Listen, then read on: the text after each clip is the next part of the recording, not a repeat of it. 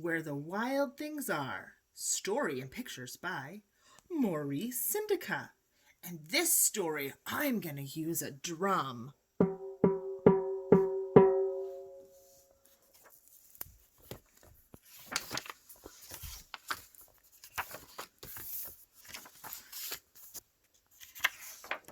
Here's our title page.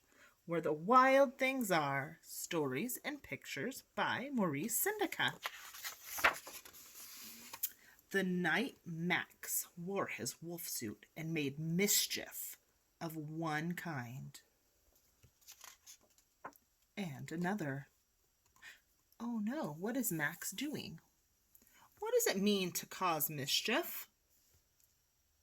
It means to make trouble. He's chasing the poor puppy with a fork. Oh, Max. And his mother called him Wild Thing. And Max said, "I'll eat you up." So he was sent to bed without eating anything. That very night in Max's room, a forest grew. And grew. And grew until his ceiling hung with vines and the walls became the world all around. And an ocean tumbled by with a private boat for Max, and he sailed off through night and day. Look, his boat says Max.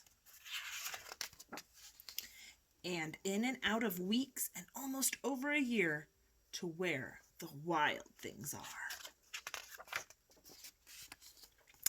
And when he came to the place where the wild things are, they roared their terrible roars, and they gnashed their terrible teeth, and they rolled their terrible eyes and showed their terrible claws.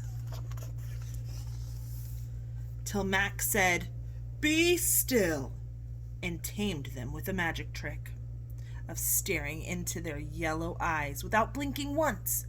And they were frightened, and they called him the most wild thing of all.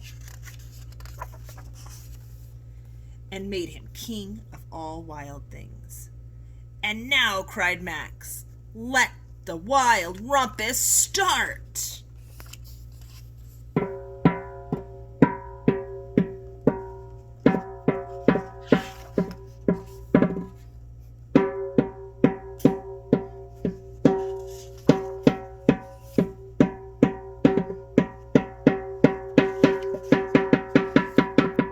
Now stop, Max said, and sent the wild things off to bed without their supper. And Max, the king of all wild things, was lonely and wanted to be where someone loved him best of all. Then all around, from far away across the world, he smelled good things to eat. So he gave up being king of where the wild things are.